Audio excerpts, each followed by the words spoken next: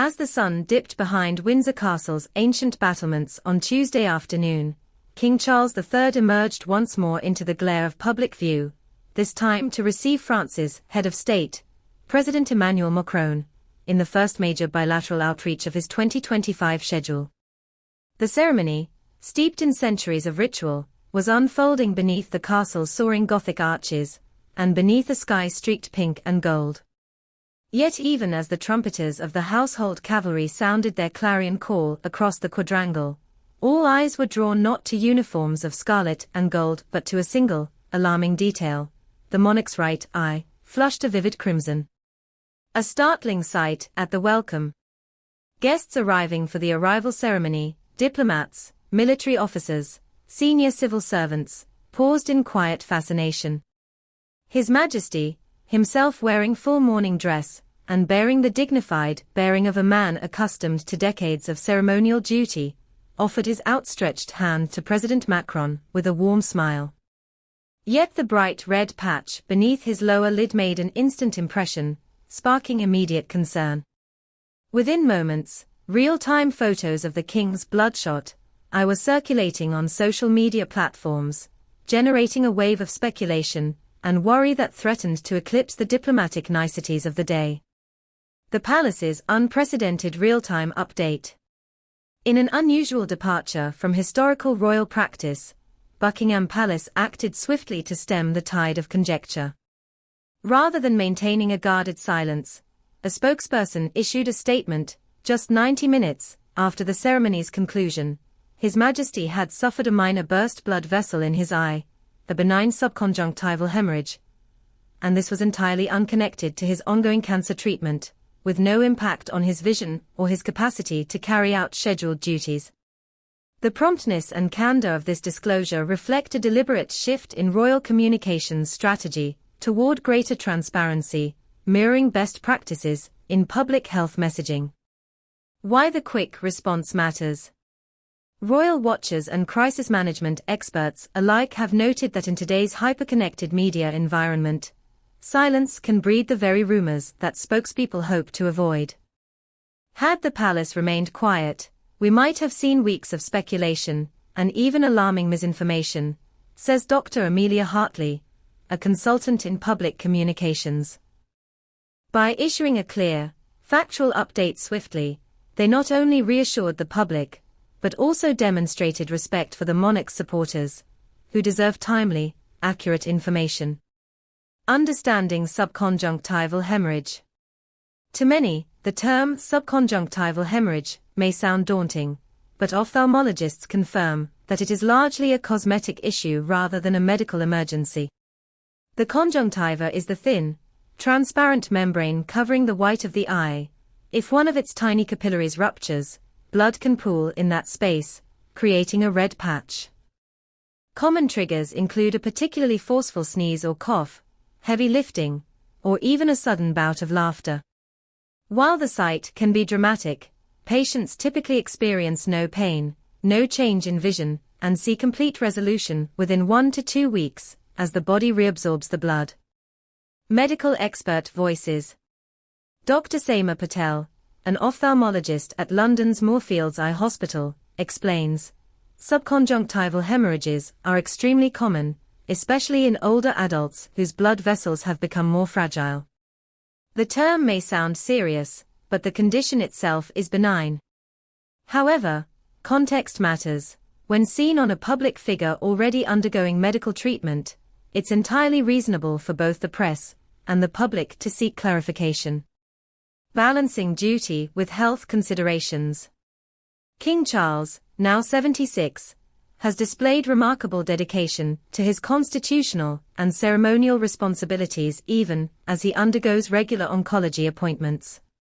Sources close to the palace confirm that his medical team and senior courtiers coordinate each engagement meticulously, ensuring adequate rest periods, positioning the king for seated receptions when possible, and building buffer days around high-intensity events. Indeed, on Tuesday, his schedule did not skip a beat. Following the welcome ceremony, he joined President Macron and Queen Camilla for a private tour of St. George's Chapel, where he paused to share a moment of reflection at the pew where his parents are interred. The King's stalwart commitment. Observers commented on Charles's composure. His handshake was firm, his smile unwavering, reported a journalist from the Daily Dispatch. He greeted every guest with genuine warmth, never betraying a hint of self-consciousness about his eye.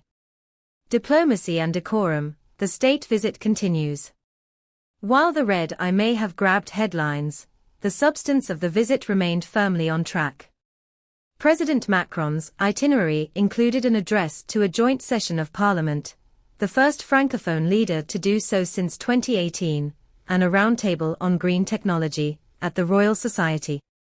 Cultural engagements, from a shared luncheon at the banqueting house to a performance by the Royal Philharmonic featuring works by Debussy and Elgar, reinforced the cultural bonds between the two nations. That evening, the state banquet at St. George's Hall was a masterclass in Franco-British culinary collaboration.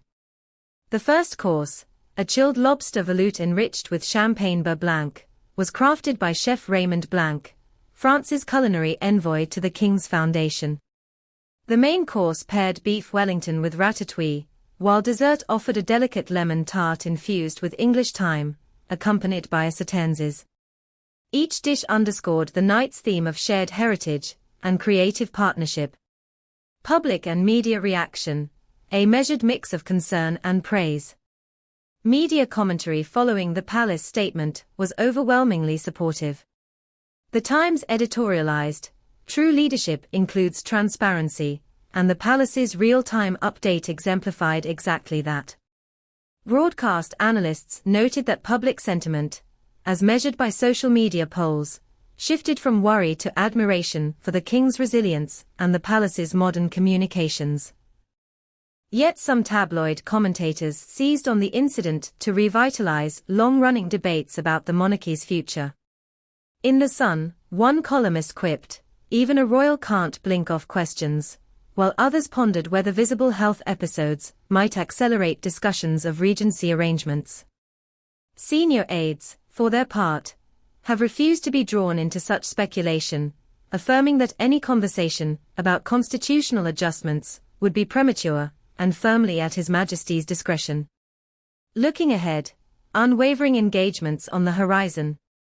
Undeterred by Tuesday's unusually public health moment, King Charles continues to pursue a packed schedule.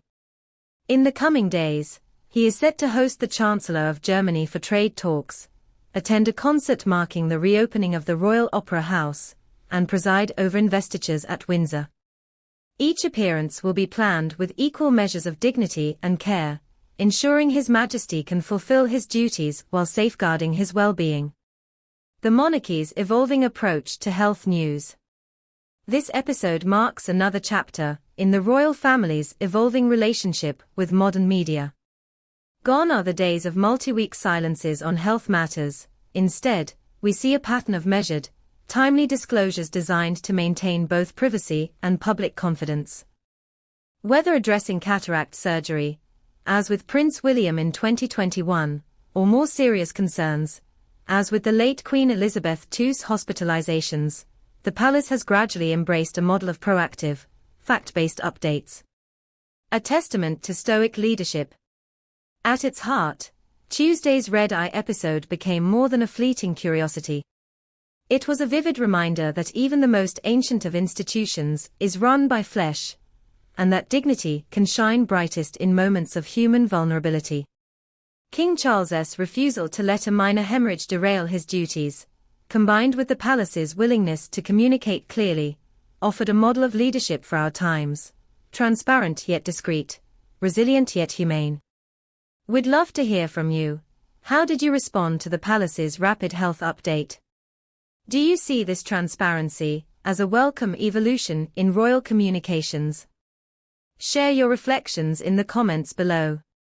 If you found this in-depth look at Tuesday's events illuminating, please give us a like, subscribe for more royal insights, and ring the notification bell to stay up to date on the latest from the House of Windsor.